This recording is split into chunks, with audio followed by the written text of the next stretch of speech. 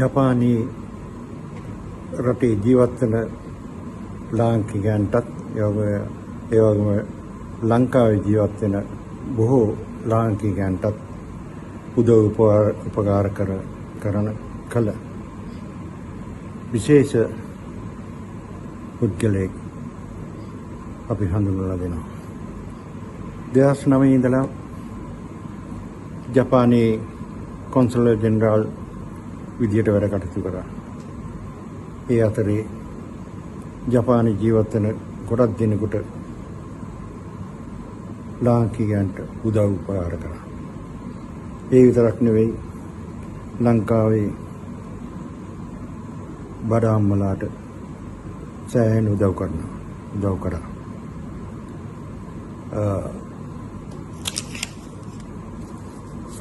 ජපානයේ හොකයිඩෝ බුර්කියෝ විශ්වවිද්‍යාලයේ උපාධිධාරියෙකු වන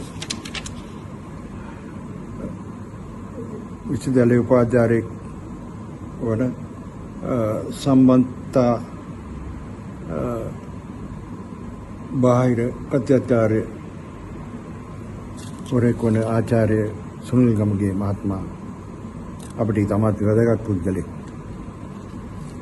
මේ වගේ රටට උදව් කරන පුද්ගලයෝ අයින් කළා. පැත්තකට කළා ඉන්න එක හොඳ නැහැ. ඔහුටත් පුළුවන් ඔහුගේ ව්‍යාපාරය දියුණු කරගෙන ළමයි නෝන්ලත් එක්ක සතුටින් ජීවත් වෙන්න පුළුවන්. ඒ වගේ නෙවෙයි. ඔහු කරන්නේ ඔහු ගැන විතරක් නෙවෙයි ලංකාවේ අහිංසක දුප්පත් ජනතාව වෙනුවෙන් සේවය කිරීමයි. තමන් ගැන හිතන්නේ නැහැ.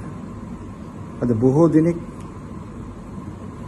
මෙහි ඉන්න කට්ටිය තමන් ගැන හිතලා කෝටිපති වෙලා තියෙනවා. අනේ මන් දන්නේ නැහැ. මරම මේ කොහේ දාලා යනවද? කොහේ ගෙනියනවද කියලා හිතන්න බෑ.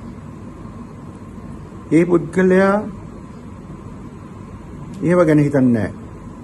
අහිංසක ජනතාව වෙනුවෙන් ලංකාවේ සෑහෙන උදව් කරනවා. මෙහෙත් නිලධරණ කාලේ කොන්සුල් ජෙනරාල් ඉන්න කාලේ කොච්චර මිනිසුන් සේවය කරාද? ඒ නිසා අපේ මිනිස්සු තේරුම් ගන්න නැහැ කවුද කියන එක. මේ මිනිස්සු හිතන්නේ වාහනයක් 50ට අරගෙන 70ට දීලා සල්ලි කරනවා වගේ නෙවෙයි. මිනිස් කුඩුවේ පැකට් එකක් 15ට දීලා 15ට අරගෙන 20ට දීලා සල්ලි හොයනවා නෙවෙයි. සල්ලි හොයන්න ඕන ජීවත් වෙන්න. නමුත් කවුරුත් නැති වෙනවා. ඔහු හිතන්නේ තමන් උපයන මුදලින් ලංකාවේ දුප්පත් මිනිසුන්ට සේවය කරන්න ඕන කියලා. අයි බලමු ඔහුගෙන් මොන විදියටද අදහස් ටිකක් අපි බලමු මොන විදියට කතා කරන්න කියලා. මා පළමුවෙන්ම දින 3කට පෙර අපේ මවුරට ශ්‍රී ලංකාවට ඇති වූ ස්වභාවික විවසනයෙන් ජීවිතක්ෂයටපත් සියලුම දෙනාටම නිවන් සුව ප්‍රාර්ථනා කරනවා.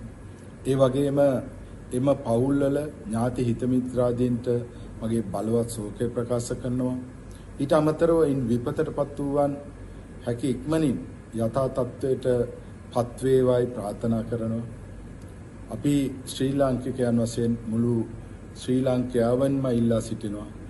හැකි අය නොහැකි අයට උපරිම සහයෝගය ලබා දෙන්නේ කියලා මා මේ වෙලාවේ ඊටමත් හදවතින්ම මා ඉල්ලා සිටිනවා. අත වශයෙන්ම මට මේ වෙලාවේ අපේ ප්‍රේම් හිවමාන මැතිතුමා මේ ජපානයේ අති විශාල අති විශේෂ සේවාවක් කරන මහත්මයෙක්. එතුමා අතින් පොත් විශාල ප්‍රමාණයක් ලියවිලා තියෙනවා. සමාජය ගැන සමාජයට දෙන විශාල දැනුම් සම්භාරය ජපානයේ සහ ශ්‍රී ලංකාව අතර තියෙන අඩුපාඩු ඒ වගේම අප හදාගත යුතු දේවල් එතුමා ගුරුවරයෙක්සේ මනා ලෙස පැහැදිලි කරලා දෙනවා. එතුමා අද දිනේ ආවා මට එතුමා විසින් නව අලුතෙන්ම නිකුත් කර පොත් දෙකක් මට පරිත්‍යාග කරන්න. ඒ අවස්ථාවේ තමයි මේ වගේ සාකච්ඡාවකට සම්බන්ධ වුණේ. බොහොම ස්තුතියි. අත වශයෙන්ම කියනවා නම් මට මතක් වෙනවා මේ වෙලාවේ ජපානයේ 2011 වසරේ සුනාමි විවසනය. මම එතකොට ඉබරගි ප්‍රාන්තයේ කොන්සල් ජෙනරල් වශයෙන් වැඩ කරේ.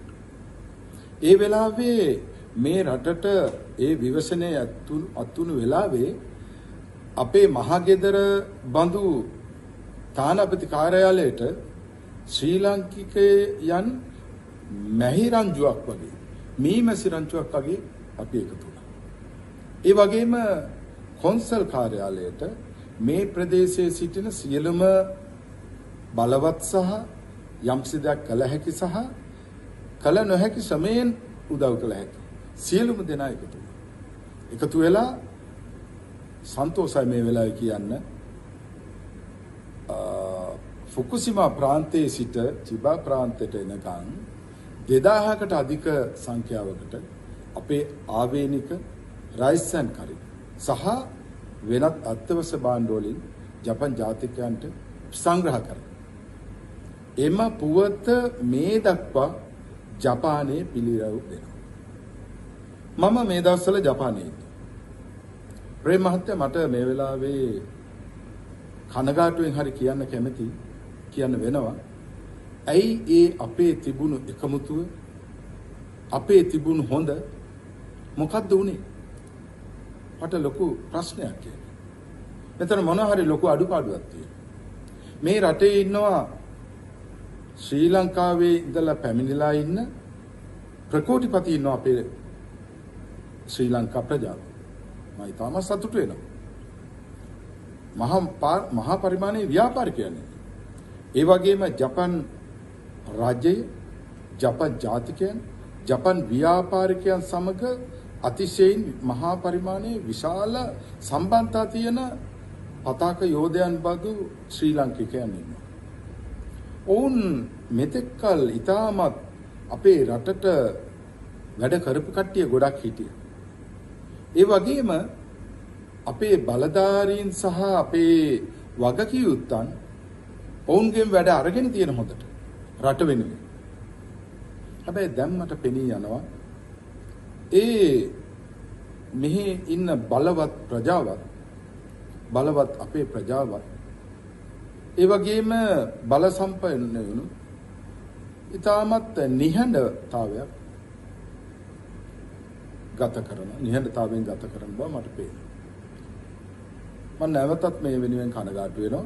මම උන්ට දෝෂාරෝපණය කරන්න කැමති නැහැ. මොන හරි අඩුපාඩුවක් තියෙන නිසා තමයි එහෙම වෙලා ඇත්තේ. මම කියනවා අපි ඒ අඩුපාඩුව ඉක්මනට හදාගෙන අපි මේ අපේ හිටපු මේ ශ්‍රී ලාංකික ශක්තිමත් ප්‍රජාව නැවත අපි එකට එකතු කරගෙන මේ අපේ මව් රට වෙනුවෙන් සේවාවක් කරමු කියලා. මොකද මේ වෙලාවේ ඇත්තටම කියනවා නම් අපේ රටට අපේ මිනිස්සු පුදුම අසරණ තත්ත්වයකට පත් වෙලා තියෙනවා. මේ වෙලාවේ මේක තනි රජයකට පමණක් කරන්න බෑ. මට හිතෙනවා අපහසුයි කියලා. අපි ඔක්කොම එකතු වෙන්න ඕන. හැබැයි අපි ඔක්කොම එකතු වෙලා කරන්න පුළුවන් පරිසරයක් අපිට තියෙනවා. අන්නේ පරිසරය තියෙනවද නැද්ද කියලා මට සමහර වෙලාවල් වලට හිතා ගන්න අපහසු අවස්ථා තියෙනවා. අපේ ලංකාවේ තිබුණා සහෝදර සහෝදරිනේ ඉස්සර ඉඳලා අතීතයේ ඉඳලා දේශපාලන පිල් බෙදාගත්තු සංස්කෘතිය. නිල්ද රතුද කොළද තව තව පාටවලද කියලා පක්ෂ පාට බෙදාගතපු සංස්කෘතියක් තිබුණා. මම ප්‍රාර්ථනා කරා මේ ජපානයේ වගේ මේ අපි හොඳට ඉගෙන ගත්තපු හොඳට දැකපු හොඳට අධ්‍යයනය කරපු මේ රටේ වගේ පරිසරයක් ඉදිරියට නිර්මාණය වෙයි කියලා. ඒ කියන්නේ පක්ෂපාත වලින් තොරව වැඩ කළ හැක්කාගේ වැඩ අරගෙන වැඩ කරන්න කැමැති කෙනාට ඔහුගෙන් උපරිම සේවාව අරගෙන ඔහු සතුටු කළා ඔහුට කෘතඥතාවය පුද කළා ඔහුට තව වැඩ කරන්න උපදේශන එහෙම නැත්නම් ධෛර්යය ශක්තිය ලබලා දීලා ඔවුන්ගේ උපරිම ප්‍රයෝජන ගන්න ක්‍රමවේදයක් ඇති වෙයි කියලා මම හිතාගෙන හිටියා. මට පේන්නේ තවමත් එහෙම ක්‍රමවේදයක් වෙලා නැහැ. එන්න අපේ රට අගාධයට යනවා. අපේ රට මට පේන්නේ නැති කරුවලකට ගමන් කරනවා වගේ මට පේනවා. ජපානයේ බැලුවම ජපානයේ අපි ට්‍රේන් එකක නැග්ගම ටෙලිෆෝන් එක නිහඬ කරගන්නෝ එහෙම නැත්නම් ඕෆ් කරගන්නෝ. අපිත් එක්ක යන අනිකා එක්ක හඬ නගලා කතා කරන්නේ නැහැ. අපි ටොපිය කෑවම ජපානයේදී අපි වීසි කරන්නේ නැහැ පාරට. දුම්පානය කරන්න ඒ දුම්පානය කරන නියමිත ස්ථානයේ ඉඳගෙන දුම්පානය කළා ඒ විසි කරන ද්‍රව්‍ය ඒ විදියට බැහැර කළා තමයි ඔහු යන්නේ. ටිෂු එකක් අරගෙන මූණ පිහදාලා වීසි කරන සමාජයක් නෙමෙයි ඉන්නේ. ඒක සාක්කුවේ දාගෙන යනවා. ලදරු පාසලේ පොඩි ළමයා පාසලට ගිහිල්ලා එනකොට අම්මා එයාගේ පොකට් දෙකේ තියෙන දේවල් ඉල්ලනවා. ඉල්ලුවම එයා ගෙනාපු කුණු කෑලි ටික දෙනවා. අපද්‍රව්‍ය ටික දෙනවා. අම්මා ඒක ස්තුති කළා ළමයාගෙන් ගන්නවා. අරගෙන ඒ අවශ්‍ය බහැර කරන ඩස්බින් එකට දානවා. ඒ වගේ සංස්කෘතියක් මේ තියෙනවා. අයි අපිට ලංකාව වෙනස් කරගන්න බැරි. අපි ශ්‍රී ලංකාවේ ස්වභාවික විපත් උවදුරු නැති රටක් කියලා හිතලා බෑ. ජපාන් රටේ ස්වභාවික උවදුරු වෙනුවෙන්ම ඇමති කෙනෙක් හිටියා. මම ජපානයට ආවේ 89 වසරේ. ඒ කාලේ මෙහි හිටියා කුණු වලට ඇමතිවරයෙක්. කුණු සඳහා. ඔහුට කියන්නේ ගොමිදායිචින් කියලා. සමාජයට ජපානයේ ඊට පරණ කට්ටිය දන්නවා ඇති. කුණු ප්‍රශ්නේ ඉවර වෙනකම් ඒ ඇමති තනතුර තිබුණා. ඊට පස්සේ කුණු ප්‍රශ්නේ ජපානයේ ඉවර කරගත්තට පස්සේ ඒ ක්‍රමවේද හදලා ඒ සිස්ටම් එකට වැටුණාට පස්සේ ඒ ඇමති තනතුර මට හිතෙන්නේ නැති වුණා. දැන් නැහැ. නමුත් ස්වභාවික විපත් සඳහා ඉන්න ඇමතිවරයා ඊටම ශක්තිමත් වෙයි. ඒ සඳහා පුහුණු කරපු විශේෂ නිලධාරි පද්ධතියක් ඉන්නවා. විශේෂ ජනගහන පද්ධතියක් ඉන්නවා. ගම් නියම් ගම් වලට විසිරී යන විදියට හදලා හොඳ බැටලියන් එකක්. හොඳ හමුදාවක්. ඕන් විටින් විට පුහුණු කරනවා. උන්ට විමර්ධකත අයවැය විශාල මුදලක් වෙන් කළා තියෙනවා. ඒක නිසා මට හිතෙන්නේ ලෝකේ ස්වභාවික විවේචනයන් වැඩිම රට තමයි ජපානය. ඒ වගේම ස්වභාවික විවේචනයන් වලින් වැටිලා විනාශ නොවිච්ච රට තමයි ජපානය. ඒක නිසා මේ ජපානයේ ඉන්න මම ඇතුළු මෙහි ඉන්න අපේ ශ්‍රී ලාංකිකයන් හුදෙක් අපේ රටට ගුරුවරුන් කරගන්න පුළුවන් මේ ස්වභාවික විවේචන වලදී අපි කෙසේද මුහුණ දෙන්න ඕනේ කියලා.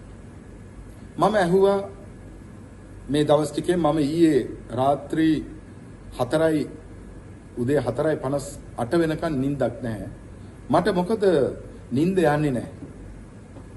මොකද අපේ මිනිස්සු කඳු කඩා වැටිලා වැලිලලා යනවලු, ගම් වතුරට දැන් ගහගෙන යනවලු. මේවා ඇහෙනකොට මට නිින්දක් යන්නේ නැහැ. ඇයි අපි මේ රටේ ඉඳගෙන අපි කොහොමද ඉන්නේ? මට හිතුණා එවෙලේ ෆ්ලයිට් එකක් අරගෙන යන්න නැත්තම් කියලා. ගිහිල්ලා මේ මිනිස්සුන්ගේ අතරට ගිහිල්ලා මොකක් හරි කරන්න පුළුවන් නම් කියලා. ඒත් ඇත්තටම කරන්න බයයි. අපි වැඩිපුර කරන්න ගියොත් අපිට සමහර විට ප්‍රශ්න ඇති වෙන්න පුළුවන් දෝ කියලා චකිතයක් තියෙනවා. මම සිසුන් 5000කට අධික උදව් උපකාර කළා පොත්පත් බෙදලා දීලා තියෙනවා දිස්ත්‍රික්ක ගණනාවක.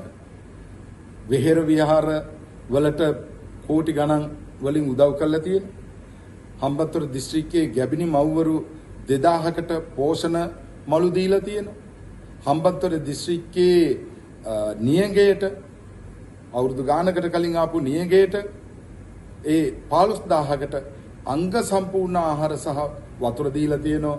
අති ගෞරවනීය සෝමහාමුදුරු අපවතු සෝමහාමුදුරු සමග ඒ වගේම මුළු ලංකාවටම රෝදපුටු ලබලා දීලා තියෙන ආබාධිත සොල්දාදුවන්ට මම මේ කරපුවා කියනවා නෙමෙයි. මම මේ අපේ ජපානයේ ඉන්න අලුත් කට්ටියට ඒ වගේම අපේ මේ ශ්‍රී ලංකාවේ අහන අයටත් මම කියන්නේ අපි වෙනුවෙන් හිතලා අපි අපේ අයට මොනවා හරි කරමු. මටත් පුළුවන් මේවා ඉතුරු කරගෙන ඩොලර් මිලියන් ගණන් පොඩි ගහගෙන මේ ජපානයට වෙලා සප සම්පත් විඳගෙන ළමයි ඇමරිකාවේ එක එක රටවල් වල යුනිවර්සිටි වලට යවලා උගන්වගෙන අපිටත් ඉන්න පුළුවන්. ඇයි මේ අපිට තියෙන අමාරුව? අපිට පොඩ්ඩක් කකියනවා. කැක්කුමක් තියෙනවා. මේ අහිංසක රට. අපිත් මේ දුප්පත් රටේ ඉඳලා තමයි පොහොසත් රටකට ආවේ. මේ රටේ තියෙන පොහොසත් මිනිසුන්ගේ එක එක ගති පැවතුම් සහ ඒ මිනිසුන්ගේ එක එක දේවල් ඉගෙනගෙන තමයි අපි දියුණු වුනේ. අපි සල්ලි හම්බ කරා. අපි මිනිස්සු හම්බ කරා. මම ගැන කියනවා නෙමෙයි. මම ගැන සතුටු වෙනවා.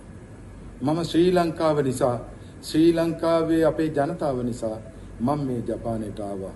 මේ ජපානයේ පාලක පක්ෂේ විපක්ෂේ ප්‍රධාන පෙළේ අගමැතිවරයාගේ සිට ඇමතිවරු දක්වා මම ආශ්‍රය කරනවා. මේ රටේ ඉන්න විශ්වවිද්‍යාල පද්ධතියේ මහාචාර්යව සමග ආශ්‍රය කරනවා. ඒ වගේම ජපන් ජාතික මහ පරිමාණයේ ව්‍යාපාරිකයන් සමගත් ආශ්‍රය කරනවා. කිසිම රජයක් මේ වෙනකන් අපෙන් හරියට ලංකාවේ වැඩ අරගෙන නැහැ. කිසිම රජයක් මේ වෙනකන් දැනුත් අපෙන් වැඩ අරගෙන නැහැ. දැන් මම කරන්නේ නම් මම බලෙන් වගේ ගිහිල්ලා තමයි මම මේවා මෙතෙක් කල් කරේ. මම බලෙන් වගේ ගිහිල්ලා ඉදිරියට කරනවා. මාව නතර කරනකම් මම ඒ වැඩ පිළිවෙල කරගෙන යනවා. මගේ පෞද්ගලික අවශ්‍යතාවය නිසා නෙමෙයි. මම ඉපදුණු මව් රටට, මම ඉපදුණු සමාජයට, මම ඉපදුණු ජාතියට, ආගමට සහ අනිකුත් ජාතීන්ට, අනිකුත් ආගමිකයන්ට, මුළු මහත් අපේ ශ්‍රී ලාංකිකයන්ට යම් කිසි දෙයක් මට කරන්න පුළුවන් නම් මම මැරෙන්නට කලින් අපි සියලුම දෙනා මැරෙන කට්ටිය, මැරෙන මිනිස්සු, මම ඒක කරන්න බලාපොරොත්තු වෙනවා. එම නිසා මට මේ වගේ ඉදිරි වැඩ කටයුතු කරගෙන යනකොට ශ්‍රී ලංකාවේ බලවතුන් හෝ වගකීම්යන්ගෙන් උදව්වක් නැතුණක් කමන්නේ දෙයියනේ. ඒ සඳහා මට සහයෝගී ආශිර්වාදය ලැබලා දුන්නා ඇති කියලා මම ඉල්ලා සිටිනවා. ඒ වගේම මම අපේ ජපානයේ වෙසෙන මගේ දයාබර ආදරණීය ශ්‍රී ලාංකික සහෝදර සහෝදරයන්ගෙන් ඉල්ලා සිටිනවා. අපි කිසිම ලොකු අපිට ප්‍රශ්නයක් නෑ, අපිට වැඩක් නෑ. විවිධ නිලතලගත් සමහර කට්ටිය ඇති, අපිට ඒ ගැන අපිට අවශ්‍ය නෑ. අපි අපේ අහිංසක මිනිස්සු වෙනුවෙන් කන්න බොන්න වතුර ටික බොන්න නැති අපේ මේ ශ්‍රී ලාංකිකයන් වෙනුවෙන්, ඒ වගේ මේ විවසනයෙන් පස්සේ මේ රට ආර්ථික වශයෙන් ගොඩ ගන්න යම්සි දෙයක් කළ හැකිද? ආයෝජන ගෙනියන්න පුළුවන්ද? නැත්නම් වෙන ක්‍රමවේදයන් වලින් අපේ රටට සුබ සිද්ධියක් වෙන දෙයක් කරන්න පුළුවන්ද? ඒ යන්නේ ඒ හැකි උපරිම ශක්තිය යොදා ඔබ සියලු දෙනාගේම සහයෝගය අපේ මව් රටට ලබා දෙන්නේ කියලා කාරුණිකව ඉල්ලා සිටින් මම නිහඬ වෙනවා. බොහොම ස්තුතියි.